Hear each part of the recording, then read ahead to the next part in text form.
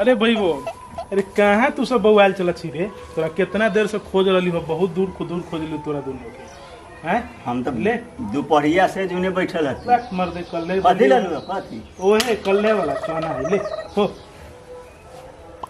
तू ले खो खो।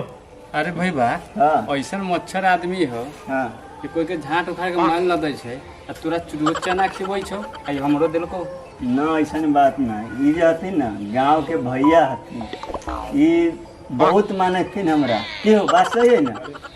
अरे भाग वो बात थोड़े।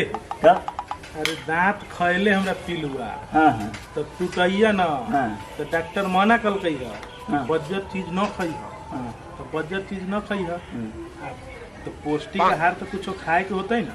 वही चलते डॉक्टर कहल कि चूस का फेंक दिया, तब चूस का फेंके में माया लग दे दिया।